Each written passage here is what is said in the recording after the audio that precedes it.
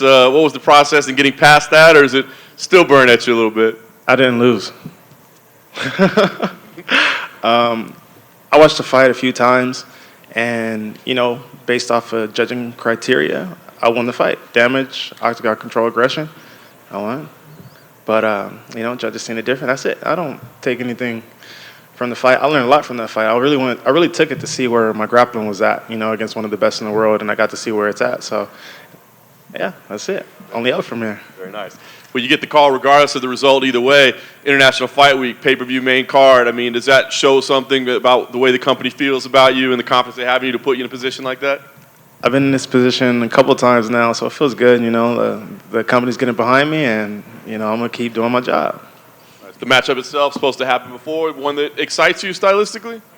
Yeah, Dan's a vet. I've watched him for a long time.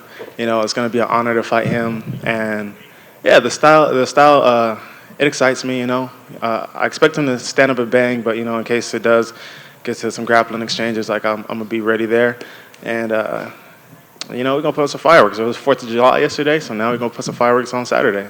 Nice. Lastly, for me, on paper it looks like an all-action fight, but it's a meaningful fight too. I mean, you guys are both in the rankings, right next to each other. So you thinking about where this puts you? I know you just had the controversial decision the last time out, but are you thinking about, hey, maybe I go top 5 after this, something along that?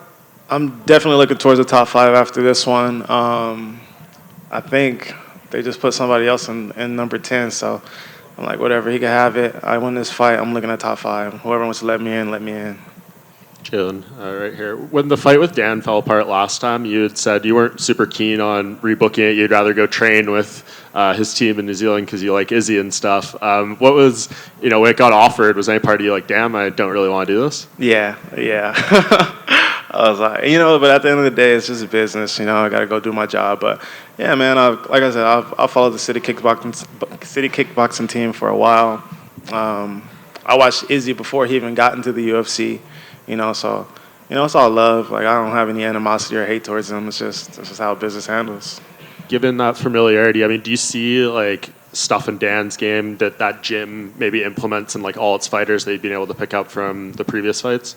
No, I feel like they all have individual styles. I don't feel like it's like a gym that has one set style. I feel like Eugene does a good job of like amplifying each individual fighter's styles, and yeah, I mean, they all have grit. They're all tough. They all come to fight. Jalin, there's a video clip going around on the internet of some prank gone wrong with you on the strip. What exactly happened there? I wouldn't say it went wrong. I would have said it went exactly how it was supposed to go. What exactly happened there? He said something, and I grabbed him. And lucky it was fight week, or I probably would have threw some hands, but it's okay. I saw on your Instagram it looked like you did some training with Hamzat. How was that? Man, that was crazy. Hamzat's good. Hamzat is legit. I learned a lot from that dude in the couple sessions we had. So he's a cool dude. He's a strong fighter, great grappling, good striking too. Like, I'm like, man, he's dope. Hamzat's dope. So yeah. Did you go out there specifically to train with him, or did you just kind of cross paths? We just crossed paths. I didn't even think he was going to be there. We already had booked the trip to go out there before the fight even got booked. And, ended up seeing him, training with him a couple of times. That was it. We've always heard, like, these legends of him in camp, like just the intensity and the cardio that he brings. But what was it like to see that firsthand, or just be on the other end of it when you're training? It was intense. I wish I was up a weight class so I could have endured a lot more, but that man did not stop. I was like, bro, like, he was shooting takedowns and strikes, and I'm like, bro, like, I had no time to think. I was like, dog, it was wild, but it was fun though. You know what I mean? Like, I haven't been pushed or tested like that in the gym in years. Like, I didn't even think anybody could do that to me. Like at that point. So. At the point I'm at. But, yeah, he did. He's strong. He has great grappling. He does not stop. He has cardio. I was like, it was fun. I want to train with him a lot more.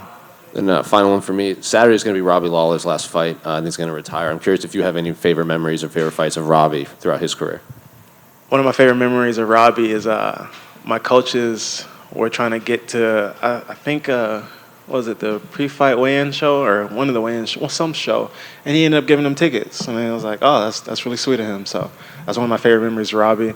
And then I can't forget when he fought Carlos Condit, because I trained with Carlos for that fight, and I thought Carlos won, but then looking back, I'm like, it was still a close fight, you know. So that was it.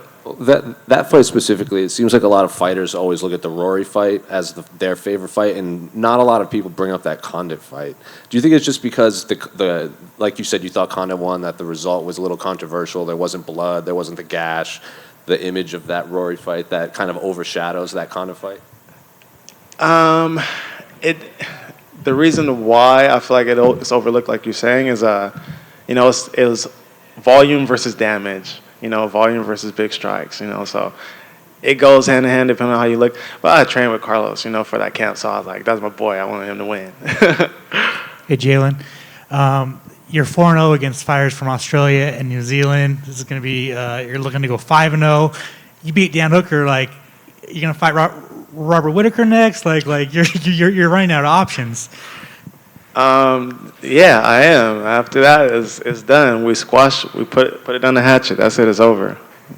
I mean, what's up? You just don't like Australia and New Zealand, or? Dude, it's so funny because it's not even like that, yo. Like, I grew up watching Steve Irwin. He was my favorite. Like, I've always wanted to go to Australia. Australia was the first international place I've been to. You know what I mean? Like, it just happened that way. Like, and it just keeps happening that way. It's just a business. It's a part of the journey. I don't have any vendetta against nobody. Like, you know. Awesome. Thanks, man. Thank you. Hey, Jalin, over here. Obviously, Dan's a pretty big name as well. Like, do you feel like if you go out there and get a finish, this is really going to kind of propel you up the rankings just because of sort of Dan's name value and who he's fought in the past? Ultimately, yes. That's exactly how I'm looking at this fight. You know, he's ranked under me, so I don't feel like it's going to do much in terms of rankings. But, you know, if I go in there, do my job, get the finish, make it look spectacular, you know, people are going to be talking about me. They're going to speak my name a little bit more. I'm going to put more butts in the seats, and, you know, it's going to help me knock on that top 5 door. You mentioned the fight with Gamrot. Did you find that you actually gained more fans from that fight? Because it seemed like there were a lot of people who felt like you should have got the nod in that one. Definitely. I got a lot of support after I didn't expect, and, you know, it meant the world to me. It meant a lot, and it really kept me upright in this fight game, you know, because I got real down about that one. But, you know, I just bounced back real quick, you know, seeing all the love and seeing how controversial. Honestly, I was so mad I didn't finish that man, dude. I was so, like, even if I did win the fight, I would have been pissed that I messed up my finishing record. So, well, I'll fight him again. I'll finish him. Gamrot's teammate Grant Dawson got a big win last week. I don't know if you caught that. I know he's below you in the rankings, but would you want to fight him at some point just because they're teammates? I'll fight whoever. You know what I mean? Like, my job is to fight. Like, I'm not. I mean, I'll fight him. I'll fight whoever. Like, okay. Y'all know this. Y'all already know. Like, I feel like that's always a loaded question, you know? No. I was just curious because it seems like rankings-wise it would kind of make sense. And just last one for me, you mentioned sort of the circumstances of getting to train with Chimaev. You guys were both there at the same time. Did you guys talk about training together again in the future, or would the stars have to align again, so to speak? Yeah, we talked about training again. I might go back out to Dubai, maybe August possibly. You know, I just want to get this fight done and see how my body feels, see how everything goes. But yeah, definitely, we're going to train again in the future for sure. Jalin in the back. You had mentioned before that Anderson Silva is one of your favorite fighters, and he's getting inducted in the Hall of Fame. For you, what was one of your favorite fights of him, and what are your thoughts of him getting inducted? Dang, my favorite fight of his. There's a lot. I like a lot of his fights.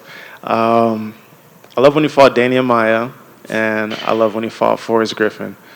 I think that Forrest Griffin fight is really, like, iconic, you know, just how poised he was, how slick he looked, and yeah, I mean, I'm happy that he's getting inducted to the Hall of Fame. It's much deserved.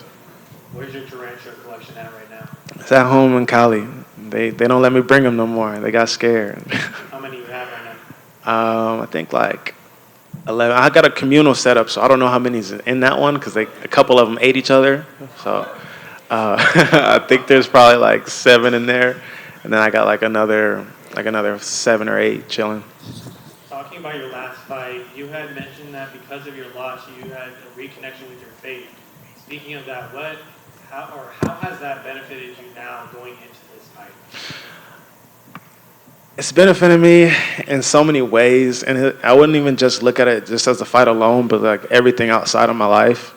You know, I got back right with God, and I feel a lot more empowered. I feel a lot more at peace. I don't feel the stresses of life as much as I used to. You know, I just put a lot of the pressure on Him, on God, and you know, it feels good. You know, it's always like a touchy subject because you know I started going down like such a dark path, and you know, drinking constantly. And I stopped drinking last year, and just started making changes in my life. And then ultimately, that last fight showed me a lot of blessings that I feel like I wouldn't have seen if I had won.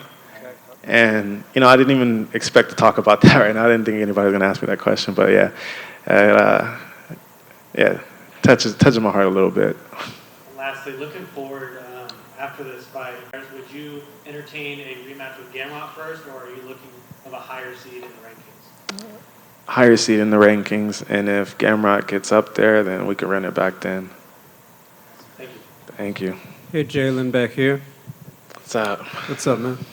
I asked this a little more for your reaction. Talking about Australia and New Zealand, what are your thoughts when Alex Volkanovski says he's still interested in 155? I think he'd do great at 155.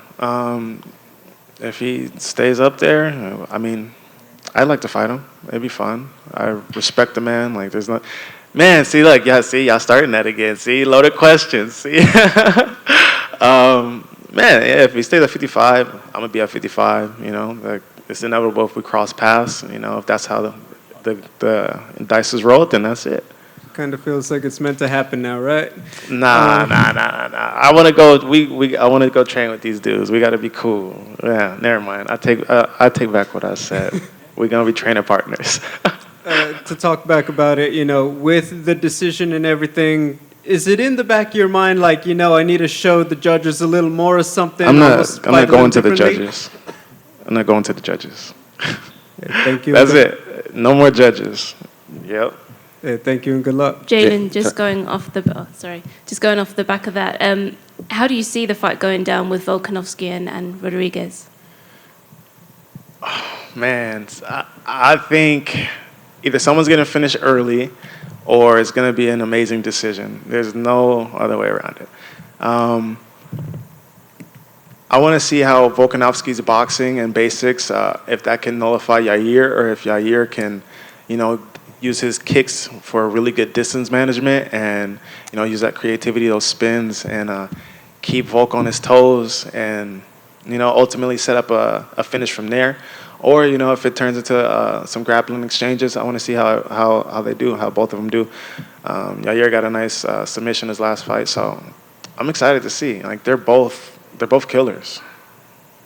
Jalin, one more. You said that the Damian Maia fight was one of your favorite Anderson. I have to ask why, because that's not historically a well... Because it's not, exactly. He nullified Damian Maia's takedown so well, you know what I mean? And I watched that fight so much, I was like, all right, how do you stop a wrestler? How do you stop these jiu-jitsu guys? Like, how do you stop people that are going to just take you down? And, you know, like, everybody says it was boring. Like, yeah. But I learned so much. That's why I love that fight. Like, early on, like, when I was... you know, still coming up in the game. So you didn't watch it live when it happened? I don't even remember, dude. I don't even remember when the fight was, you know? Like 20, John, was it 2011-ish? I didn't start training until 2013. I graduated in 2013. Yeah, back here. You made your UFC debut in 2018 on a big card with Khabib McGregor. Flash forward to today, what do you think is your biggest takeaway you have gotten ever since you started in the UFC? Patience. I'm no longer in a rush for anything. You know, I had injuries set me back, and you know, I've had financial things set me back, and I just learned how to not rush the process. You know, that's like the biggest blessing I've had. Like, even taking that fight, like, I should have just sat back and be like, nah, I'm not gonna take this fight. Like, why would I take this short notice fight? You know, I was deserving of more. I deserved a training camp. You know what I mean? Like, I've been thrown to the wolves in this organization, you know, and now it's about to be my time to lead the pack. And you're back in Vegas. It's the return of T-Mobile Turner, as it's going to be your 5th fight in a row at the T-Mobile Arena. What's your favorite thing about fighting here? And it's close to home. Quick drive, get the win, get the dub, go eat, go home, see my family, chill. That's it. Vegas, my home away from home now. Back to your Drew back up. This upcoming fight with Hooker, you're minus 250 favorite. How's it feel to get, at this point in your career, you're that big of a favorite over a legend like Dan Hooker? I mean, I like being the underdog because I like making people money. But I mean, bet big, I guess. I don't know. Yeah, and then on the kind of back to this question, you've been fighting here in Vegas so many times in a row. Like, what do you enjoy about Vegas itself? What are your favorite things about Vegas? The heat. I love the heat. It's good for the weight cut. I like the atmosphere, you know. A lot of people get behind you in Vegas, you know what I mean? Like, I love that. And, it's one of the fight capitals, you know what I mean? Like, everybody always envisions fighting in Vegas and Madison Square Garden. So, I've been doing the latter, so I'm enjoying it.